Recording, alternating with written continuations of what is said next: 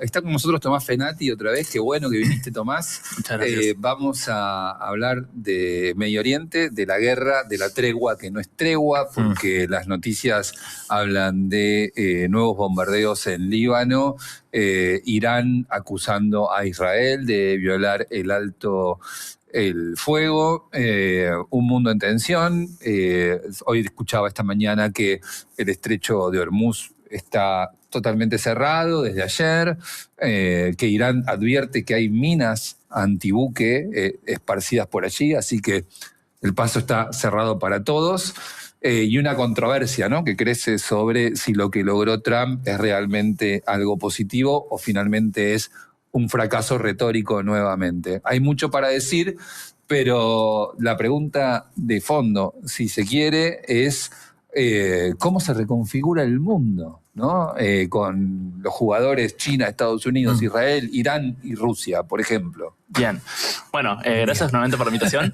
La verdad es que creo que, como se menciona, estamos quizá a lo que podría ser un cambio en el orden internacional por primera vez quizá desde décadas. Creo que desde la Guerra Fría se está empezando a reconfigurar el mundo de una forma bastante distinta. Empezando por lo primero, estamos viendo cómo, al igual que el tema del espacio, vieron que fue el tema del lanzamiento de Artemis, sí. Eso tampoco es algo que está muy separado de esto, porque también, al igual que en la Guerra Fría estuvo la carrera lunar, ahora está viendo una carrera entre China y Estados Unidos de quién llega a la Luna, quién establece una base primero, y un poco está relacionado con este conflicto. O sea, el conflicto en Medio Oriente un poco está mostrando cuánto poder de fuego tiene cada uno de los países. Estados Unidos, por un lado, China, Rusia, Europa, y vamos a ir uno por uno. Si quieren, vamos ahondando en esa situación. Dale, vamos uno por uno. Hagamos el Perfecto. Bueno, comenzamos con el primero, Estados Unidos. Estados Unidos, yo diría que en este contexto está empezando a pasar que se está retirando de la escena internacional de Medio Oriente. No de una forma enorme, en una retirada masiva, pero sí que está empezando a tener menos poder de decisión en los países de la región, viendo cómo está siendo la situación de Irán, que el acuerdo no está siendo quizá bastante favorable para Estados Unidos o fue tan favorable como lo esperaba. Lo que estamos viendo es un Estados Unidos que se está empezando a retirar de otras regiones para enfocar toda su atención en Asia.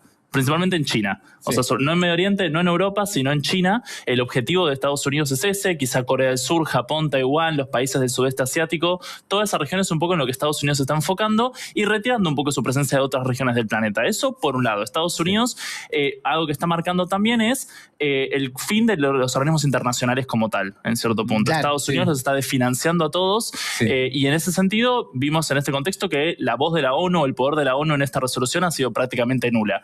Esto está haciendo para mí parte de este nuevo orden mundial. Los organismos internacionales prácticamente están quedando completamente desdibujados en esta situación y no están teniendo la capacidad de ser el lugar en donde se negocian las decisiones. Porque fíjense, el acuerdo, la negociación no va a ser en la ONU, en la sede de Washington, va a ser en Pakistán.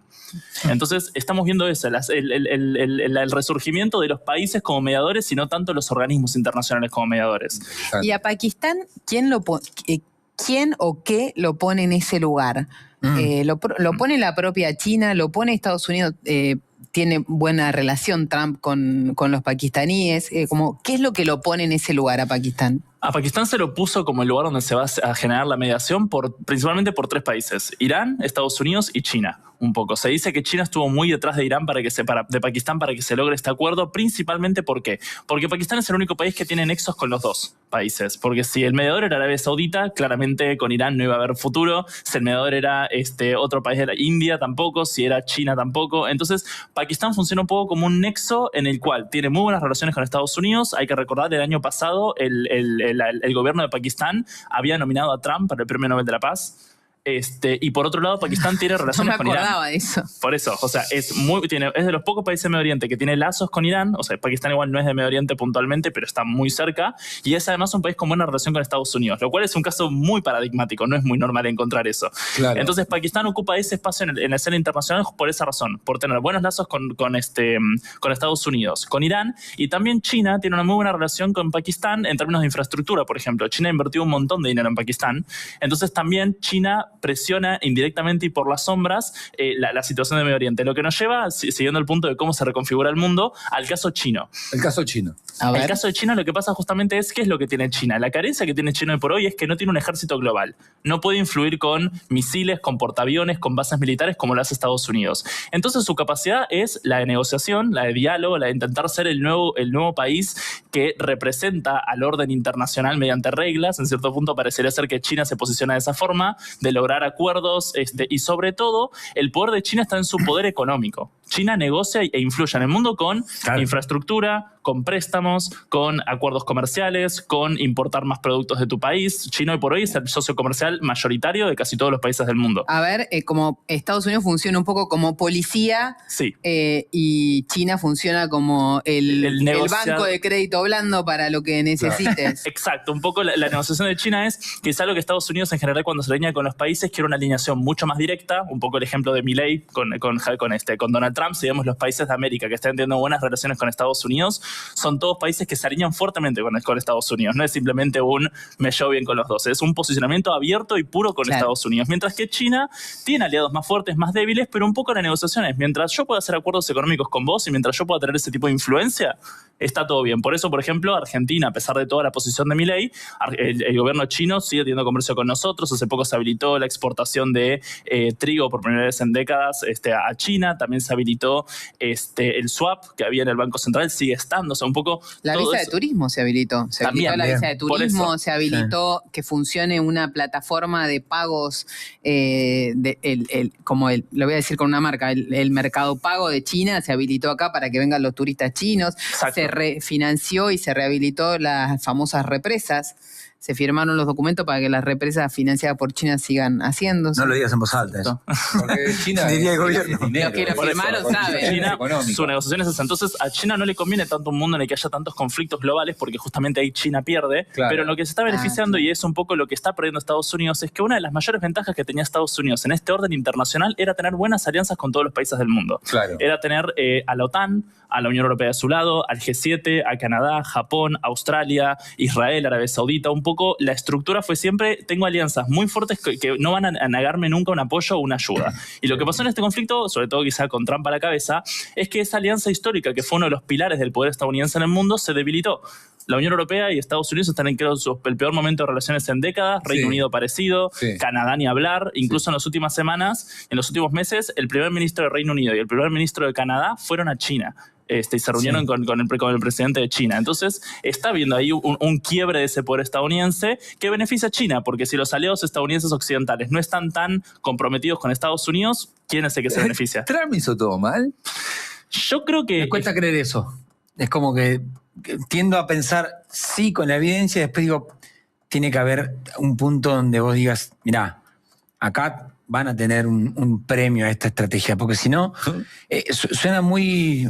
Me cierra demasiado como para decir, no puede ser así, no puede ser tan fácil. No puede ser tan simple que haya... No puede ser un error tan grave y no haber visto ni una consecuencia. Yo creo que lo que apunta un poco Trump en ese sentido es que lo ha dicho muchas veces, o sea, su objetivo incluso lo dijeron en los últimos informes del secretario de Estado, que es que Estados Unidos quiere posicionarse en el poder de China. Por eso, por ejemplo, Trump tiene muy buena relación con la primera ministra de Japón, con la nueva primera ministra de Takaichi, tiene una muy buena relación, tiene buena relación con algunos países del sudeste asiático. O sea, él está enfocando toda su energía en China porque ahora, ¿por qué antes Estados Unidos se enfocaba mucho en Europa?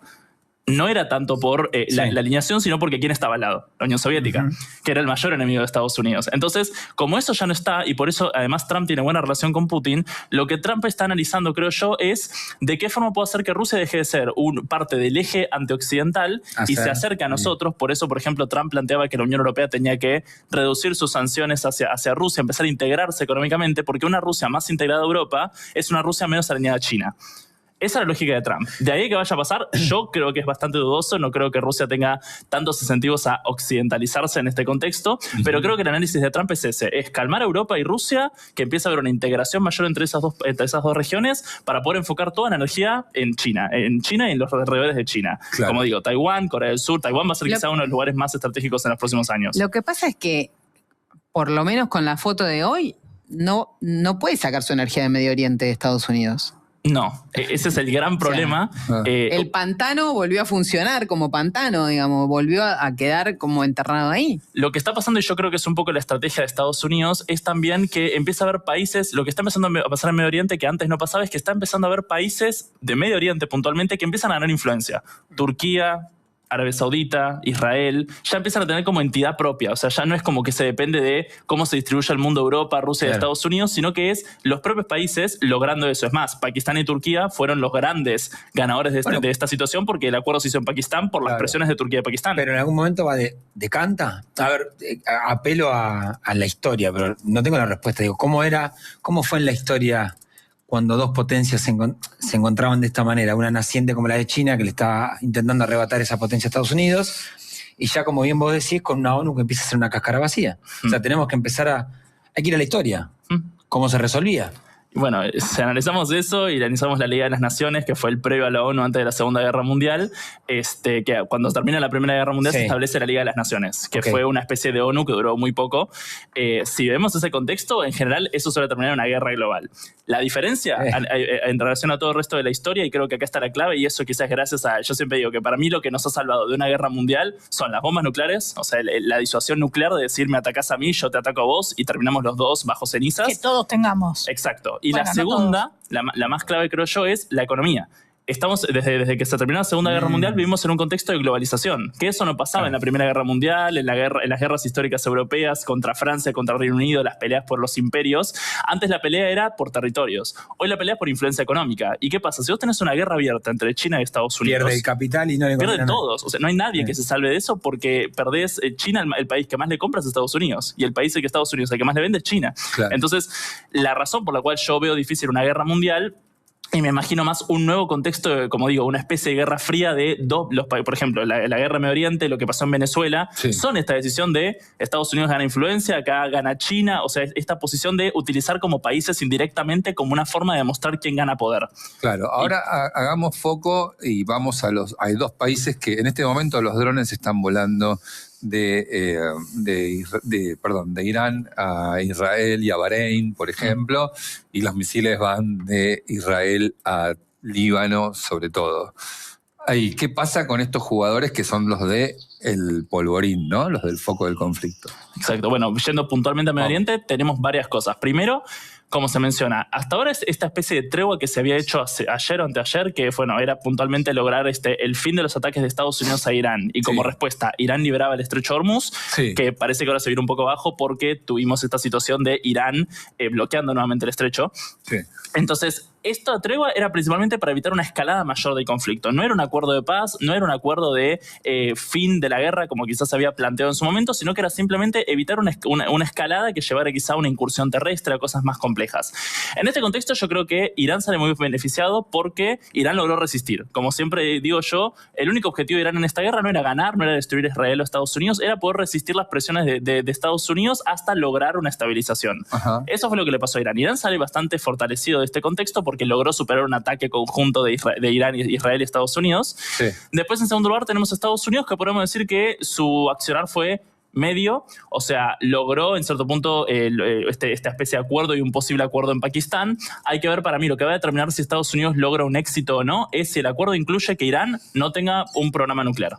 Claro. Esa es la clave de Estados Unidos si ganan este conflicto o no. Claro. Y el mayor perdedor diría yo que fue Israel, por lo menos en este contexto hasta ahora, por un tema de que el objetivo de Israel, más allá de que Irán no tuviera armas nucleares, era la caída del régimen. Claro. A Israel le importaba mucho más eso que a Estados Unidos y no pasó. Claro, y aparte Irán está diciendo esta misma mañana que descarta eliminar su programa nuclear. Exacto, o sea, por el momento parecería ser que las negociaciones están muy tensas porque las condiciones que ambos países quieren imponer no parecen ser las que generan relación. Esta, no sé, puede ser tosudez o lo que fuera, pero estos son unos bochos los iraníes, me parece. Le están metiendo una presión interna a Trump dentro de Estados Unidos. Sí. Que lo van a hacer, por ahí dicen, pues estos tipos están diciendo, lo vamos a hacer caer políticamente. Sí. Esa es la gran apuesta, ¿no? de Irán también, que es ganar tiempo, porque mientras pasan los días, mientras pasan los meses, se acercan las elecciones estadounidenses, se acercan también el mundial, que no es un dato menor. O sea, tener un mundial enfrentándote con una guerra, con un país que tiene proxies por todo el mundo y que tiene grupos que pueden accionar en cualquier momento, tener un mundial en esas condiciones también es un riesgo de la seguridad. Entonces creo que lo que Irán apuesta un poco es a generar que Estados Unidos, como digo, una guerra de desgaste hasta que Estados Unidos, por presiones internas, como decís, política, que hace unos días se había hablado de que los demócratas querían hacer un impeachment, querían como sacar a Trump del gobierno porque sentían que no estaba gestionando bien, o también el contexto de la economía, o sea, el galón de petróleo subiendo por encima de los $4. Claro. En todo ese contexto, la presión de Trump es esa, es poder sostenerse internamente su imagen y de esa forma decir, ok, una vez que se estabiliza la situación, podemos empezar a lograr quizá un acuerdo ya con un Irán más fortalecido porque Trump tiene el reloj corriéndole. El único que tiene el reloj corriéndole de los tres hoy por hoy es Estados Unidos. Israel e Irán no lo tienen ese reloj. Venimos de una semana, Tomás, en donde Estados Unidos dijo voy a desaparecer a Irán de la faz de la tierra, tiemblen, no sé, en este tono. Al día siguiente, un acuerdo que no fue, que duró 4 minutos y medio, y un Estados Unidos que tampoco vuelve en ese tono tan alto de belicoso. ¿Cuánto de lo que nos van diciendo cada día es creíble y sostenible? Yo siempre digo, cada vez que escuches algún comentario de Trump, probablemente apunta mucho más al mercado a la bolsa, que a la realidad. O sea, en ese sentido, yo escucharía quizá mucho más. Si queremos ver la realidad, las discusiones en Pakistán y también un poco las posiciones de Israel y de Irán, más que la de Estados Unidos. Porque es lo que digo, cada mensaje, cada cosa que dice Irán, que dice Israel, que dice Estados Unidos ante el mundo es para los mercados. Es decir, la guerra termina Israel pronto. no acusó recibo para nada del acuerdo que supuestamente estaba. Por eso Israel siguió atacando el Líbano. Además. Y ahí tenemos el último enorme jugador problema. que falta describir en esta columna. Sí. Israel. El caso de Israel es complejo, como digo. La no caída del régimen de Irán es un problema porque justamente Israel esperaba que el régimen cayera para poder asegurar su permanencia en Medio Oriente y asegurar también la caída de los grupos extremistas que lo rodean, como Hezbollah en el Líbano. Y acá está la clave de por qué también el acuerdo parece estar bastante débil, porque Israel está atacando al Líbano todavía, que ese es el otro frente de la guerra donde se engruenta este grupo extremista que es Hezbollah, financiado por Irán para atacar a Israel. Y el problema ahí de Israel fue, como yo no soy parte de esta tregua, como yo no estoy incluido en las conversaciones en Pakistán, porque tampoco está incluido Israel en ese contexto, Sí. yo sigo atacando, yo no tengo ningún compromiso en este alto al fuego. Y por esa razón Irán dijo, si Israel no para sus ataques contra el Líbano, yo bloqueo el estrecho de Hormuz. Esa fue un poco la lógica. Como digo, yo creo que Israel, con Trump saliendo a decir vamos a hacer un acuerdo con Irán y todo, un poco queda más separado y más debilitado hasta antes, hace unos días, cuando Estados Unidos e Israel estaban dispuestos a ir a por todo y que se había dicho hacer que la civilización de Irán muriera una noche. Tomás, muy interesante escucharte. Muchísimas gracias. Un súper escenario. Muchísimas gracias. Nos has pintado. Tomás Fenati con nosotros. La segunda vez que lo vemos en pocos días porque hay mucha demanda de esta agenda informativa, la verdad.